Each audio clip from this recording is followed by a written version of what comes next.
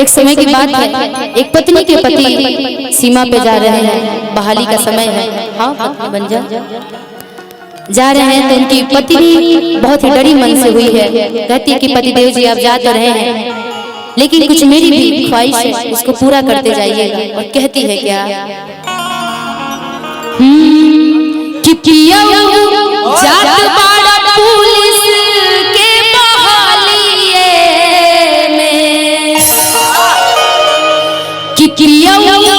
जात बाड़ा पुलिस के बहालिए, पियो जात बाड़ा पुलिस के बहालिए में, तक कुछ हूँ ले आईहा, कि कुछ हूँ ले तो कुछ ले आईहा, ललकी रुमाली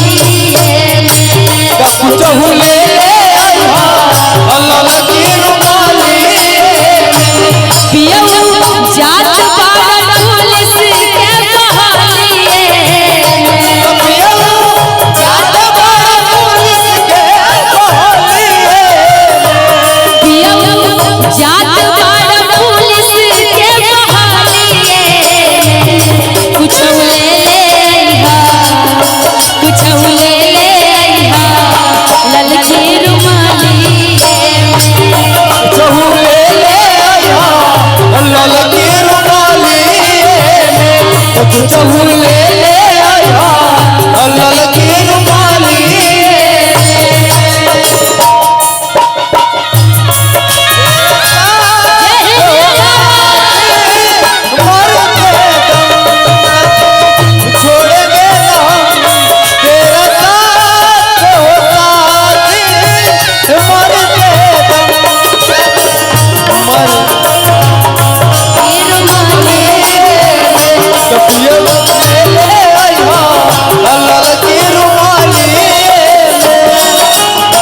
पत्नी का बड़ा प्यारा सा भाव है अपने पति के लिए, डरी हुई मन से है, लेकिन अपने पति को जब विदा कर रही है तो बड़ा प्यार से कहती है क्या जब भी याद हमन आई, ललका रुमाल लइहा सीना से कटाई,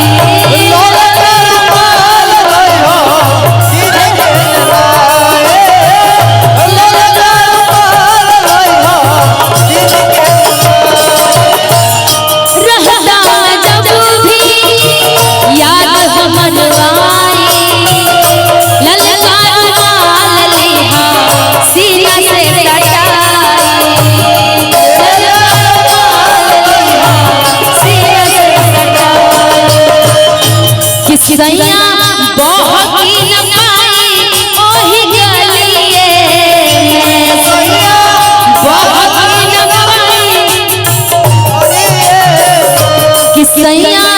बहकी न पाई ओही गलिए। और इस कार्यक्रम में भी उपस्थित हमारे जितने प्रशासन के लोग हैं सबको सैल्यूट है। आप लोग बहुत मेहनत करते हैं और आप ही लोग पर हमारा देश टिका हुआ है, हमारा हिंदुस्तान टिका हुआ है, हमारा यूपी बिहार झारखंड या पूरा देश टिका हुआ है। आप लोगों का तो बहुत सैल्यूट है। आप सभी देख के आप लोग कितना मेहनत करते हैं। कि सैया बहकी न पाई ओही गलिए में, सैया बहकी न पाई ओही गलिए में, कुछ ले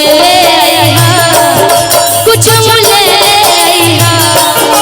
कुछ ले आईहा, ललकी रुमाली कुछ ले आईहा, ललकी रुमाली कुछ ले आईहा, ललकी रुमाली कुछ ले आईहा, ललकी रुमाली जब से सिपाही से, जब से सिपाही से भइल थानेदार हो, दुनिया पर गोली मारे सैया हमार न, दुनिया पर गोली मारे सैया हमार हो, न दुनिया पर गोली मारे। जब से सिपाही से, जब से सिपाही से भइल नथुनिए पर गोली सैया हमार हो नथुनिए पर गोली मारे सैया हमार हो नथुनिए पर गोली मारे कि पियो जात पारा पुलिस के बहालिए पियो जात पारा पुलिस के बहालिए चौले ले आइहा कल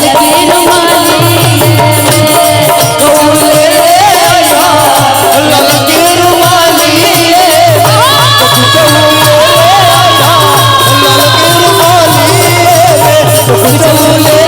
आया ललकी रुमाली चौले आया ललकी रुमाली